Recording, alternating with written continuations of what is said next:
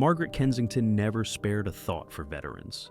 To her, they were relics of the past, stiff old men in blazers clinging to outdated traditions.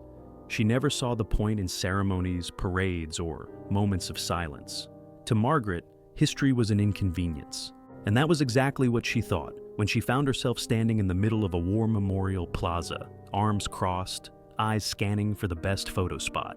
She had no idea she was about to become part of a lesson in respect, one she wouldn't soon forget. It was Remembrance Day, and the air was thick with reverence. Rows of polished white headstones stretched into the distance, each one whispering a story of sacrifice. A crowd of civilians, families, and veterans had gathered, dressed in solemn tones, poppies pinned to their coats. Parents spoke softly to their children, explaining the importance of the day. But Margaret? She wasn't listening. She was too busy trying to find the perfect backdrop for an Instagram post. With her expensive fur-lined coat draped over her shoulders, oversized sunglasses perched on her nose, and a designer handbag swinging carelessly from one arm, she exuded entitlement with every step. She clicked through her phone, lips pursed, scanning for the right angle. The towering stone monument engraved with the names of fallen soldiers? Perfect. She strutted forward, noticing but not caring about the people quietly laying flowers at the base of the monument. She barely registered the way some onlookers subtly stepped aside to make way for someone behind her. She didn't hear the respectful murmurs, the ones that carried an unspoken understanding. He's coming through, make way. Before we continue on, please do give this video a like and subscribe. It would really bring a smile to my day. The sound of a cane tapping against stone was the first thing that should have made her turn. The second was the unmistakable presence of a man who commanded respect without saying a word. Colonel James Whitaker. Tall despite his age, his navy blue military blazer was adorned with gleaming medals, each one earned in a battle Margaret had never heard of. His silver hair was neatly combed back, his jaw set like stone.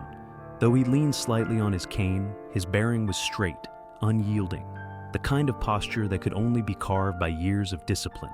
And in his other hand, he carried a wreath. A hush fell over the crowd. People instinctively stepped aside, parting like a tide retreating for a greater force. Everyone, that is, except Margaret. She remained planted in place, completely oblivious to the solemn significance of what was happening around her. The tap, tap, tap of Whitaker's cane grew closer. Then he stopped, directly behind her. A brief silence hung between them, thick with expectation. The air itself seemed to hold its breath. Then came the voice, deep, steady, with the kind of weight that made people listen. "Miss?" Margaret didn't turn at first. She was too busy raising her phone, angling the shot, adjusting her hair. Tap, tap, tap. His cane hit the ground again, closer this time. Then, a second time, firmer now. "Miss, I need you to move aside." A flicker of annoyance crossed Margaret's perfectly made-up face. With a sharp sigh, she lowered her phone and turned. And then she saw him. An old man, a veteran. His blazer had some medals or whatever. That's all she saw. And that's all she cared to see. She barely registered the weight of the eyes watching her now. She didn't notice the subtle shifts in the crowd's posture, the way people were waiting for her reaction.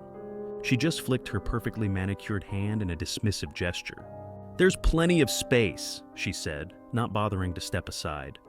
A ripple moved through the crowd, a quiet collective intake of breath, a murmur, one of disbelief. She didn't notice that either. Colonel Whitaker didn't move, didn't flinch. His grip on his cane remained firm, but something in his jaw tightened just slightly. His voice remained even, calm, controlled. "Miss, this is a Remembrance Day procession. This path is not for selfies." Margaret scoffed. "Remembrance what? Oh please, it's just a bunch of old guys marching around in costumes." A sharp, sudden gasp from an elderly woman nearby. A young teenager's phone lifted. The recording had begun. And this time, Margaret noticed. She glanced around, realizing people were staring at her now. Some with mild curiosity, others with visible disgust.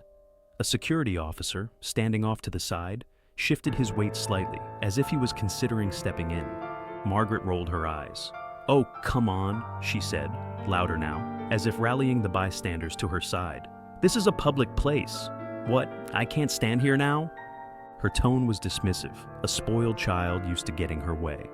She had no idea who she was dealing with. Colonel Whitaker's eyes didn't waver. The weight of his entire military career was behind them. When he spoke next, his words carried the force of a command that had been obeyed on battlefields. "Miss, I am asking you one last time, move." Margaret smirked. "Or what?" And with those two words, she sealed her fate. A slow ripple of disbelief spread through the crowd. Veterans, civilians, and families, people who had come to pay their respects, were now focused on one thing: the woman standing defiantly in the way of a veteran on Remembrance Day. Margaret didn't seem to realize how much attention she had drawn, or maybe she did, and she liked it. She tilted her chin up, a smirk tugging at the corner of her mouth. "Or what?" she repeated, folding her arms across her chest. Colonel Whitaker didn't blink, didn't flinch, didn't move. He had stared down enemy soldiers in battle. Margaret Kensington was just another obstacle, one he had no intention of walking around. But it was the crowd that reacted first. A young mother holding her child gasped audibly, whispering, "She didn't just say that." An older man wearing a military beret let out a heavy sigh. His fingers curled into a tight fist. A teenager recording the whole thing nudged his friend. "This is gonna be so viral." And then, from the side, a deep, gruff voice. "You should move, lady." Margaret's head snapped in the direction of the voice. An older man in a dark green jacket stood a few feet away, hands in his pockets. He wasn't as tall as Whitaker, nor as rigid, but the way he stood, the weight of experience in his eyes, told her exactly what he was. Another veteran. His jaw was set, his voice quiet but firm. "Step aside." Margaret let out a mocking scoff, turning back to Whitaker as if the man hadn't spoken. "I'm sorry. Am I missing something here? Are you all seriously making a big deal about this?" Whitaker's eyes remained locked onto hers, steady, silent, absolute. The weight of his entire career, his entire generation, sat behind those eyes. Margaret shifted slightly under the pressure, but she wasn't about to back down. Instead, she let out a laugh, a sharp, dismissive laugh that cut through the solemn silence of the memorial like a blade. "Wow," she said, shaking her head. "You guys take this way too seriously. I mean, come on, it's just a parade, right? Just some..." And then she said it, the exact words that made the entire crowd freeze.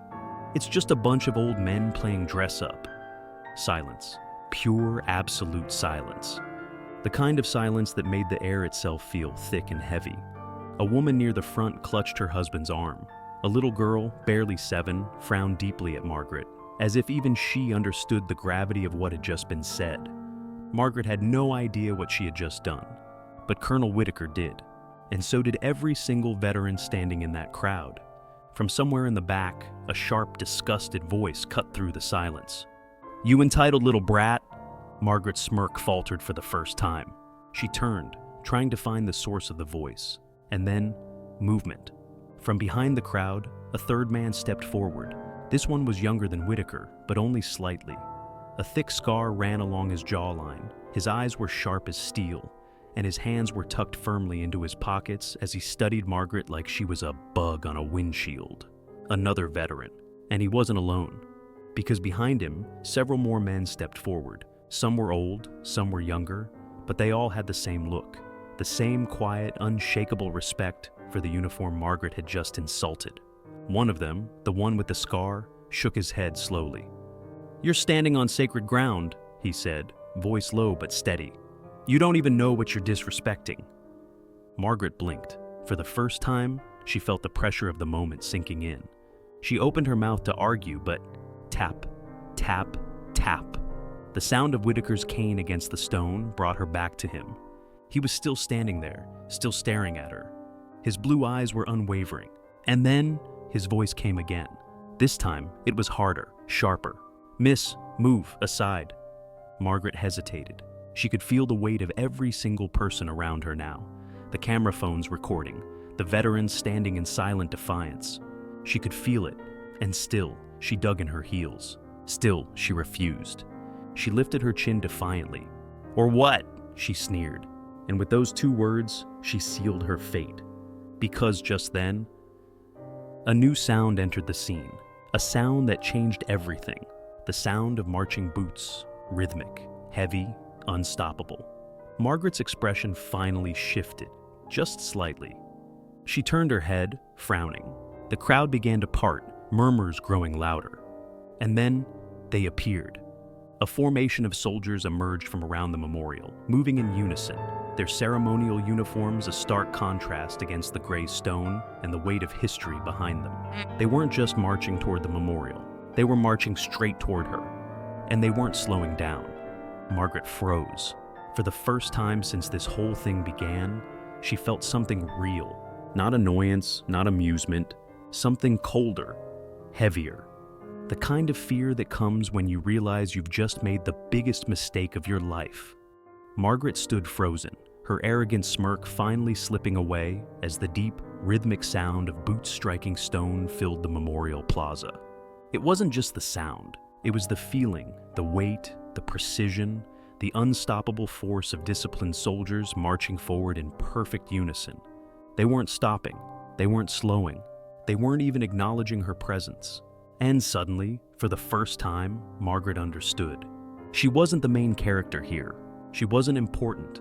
She wasn't even an obstacle worth considering. She was just in the way. The first rank of soldiers rounded the corner, their crimson uniforms crisp, their ceremonial rifles held in perfect formation. Their faces were stone cold, emotionless, their gaze fixed straight ahead, because they were trained for this. Because they weren't tour guides or parade performers, they were soldiers, and they had their orders. A nervous hush fell over the crowd, the same people who had gasped and whispered now standing motionless, waiting to see what would happen next. And then, a single sharp command rang out. "Make way for the guard!" The voice boomed across the plaza like a drumbeat of authority. Margaret's head snapped up, eyes wide. She looked at Whitaker, expecting him to say something, expecting him to step in, to make them stop. He didn't. He just stood there, tall, steady, a living monument to men who never backed down. Margaret whipped around, panicked, and looked at the security officer still standing nearby. "Are they serious?" she demanded, voice high-pitched, incredulous. The officer didn't move, didn't answer, because this wasn't his call to make. This was bigger than him, bigger than Margaret, bigger than all of them. A sharp clack of boots striking pavement. The soldiers were only meters away now. The weight of hundreds of years of tradition bore down on Margaret as the reality of her situation slammed into her like a freight train. This wasn't a performance, this wasn't a photo op, and these men weren't going to step aside for her. She tried to stand her ground, even though her legs suddenly felt weaker. She lifted her chin, forced her voice to stay steady. Okay, she scoffed, flipping her now slightly trembling hand through her hair. "I get it. You guys take this whole thing way too seriously." Whitaker exhaled through his nose. Not a sigh. Something lower, deeper. Something that carried the weight of men who had seen war and arrogance before. Margaret scoffed again. But this time, it didn't have the same bite. She could feel it now, the pressure of the moment closing in. The heat of dozens of eyes locked onto her. And then, a security officer finally spoke. "Miss, this is your last warning." A single beat of silence. Then, the collision wasn't violent. It wasn't aggressive. It was precise, controlled, military perfection. One moment, Margaret was standing her ground, her self-importance radiating off her like cheap perfume. The next dash. She was being knocked backward, completely off balance. One of the marching soldiers, without breaking stride, clipped her shoulder just enough to send her stumbling back. Her heel twisted on the wet pavement. Her arms flailed as she reached for anyone to steady herself. But no one moved to help her, because this was her lesson to learn.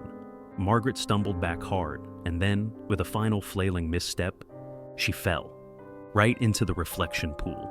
For a moment, there was nothing but silence. Margaret sat in the shallow pool, her designer coat soaked, her sunglasses knocked sideways, her hair dripping wet. And then, laughter. It started small, a muffled chuckle from a teenage boy still holding up his phone. Then it spread, rippling through the crowd like wildfire. People weren't just laughing, they were cheering. An old woman clapped. A young man wiped tears of laughter from his eyes. Even the security officer coughed into his fist, failing to hide a smirk. And then, the final blow. A voice rang out from the side, sharp, clear, and dripping with satisfaction. "Instant karma!" The crowd erupted. Margaret sputtered, scrambling to her knees, water splashing around her. Her coat ruined, her phone soaked, her ego shattered. You did that on purpose?" she shrieked, pointing a soaked, trembling finger at Whitaker. But he didn't even acknowledge her. He was already turning away, adjusting his blazer, stepping forward to finally lay his wreath down. Because to him, she wasn't even worth a second glance. Margaret, still soaked and furious, tried to gather what was left of her pride. She pushed herself up, water dripping from her coat as she turned back to the crowd, expecting someone, anyone, to side with her. No one did. In fact, they were already turning away, ignoring her like an insignificant footnote in history. Only one person addressed her. The veteran with the scar, the one who had stepped forward earlier. He watched her struggle, shaking his head slightly. Then, he simply said, "Some lessons are learned the easy way, others, the hard way." Margaret stood there, shaking, humiliated, water pooling around her expensive shoes. She had nothing left to say. And then, the soldiers marched on, undeterred, disciplined, unbroken, and Margaret Kensington was left behind. Margaret Kensington stood there, shaking, humiliated, and dripping wet, her expensive coat weighing her down like an anchor as water pooled around her designer heels. But it wasn't just the cold seeping into her skin, it was realization. For the first time in her privileged, self-absorbed life, she understood what it meant to be insignificant. She turned wildly, scanning the faces in the crowd, looking for even a shred of sympathy. But she found none. Instead, she found amusement, disbelief, satisfaction. She had spent her whole life demanding attention, but now she was getting it for all the wrong reasons. A group of teenagers whispered excitedly. Phones still held up to capture every second of her downfall. An older woman in the front row shook her head, muttering, "Some people never learn." The teenage boy recording wiped tears of laughter from his eyes and, in one final nail to Margaret's coffin, shouted, "Make way for the Queen of Entitlement." The crowd roared with laughter, a wave of energy and vindication sweeping through them like a storm. Margaret's face burned crimson, her jaw clenched so tight it could crack diamonds. This wasn't how today was supposed to go.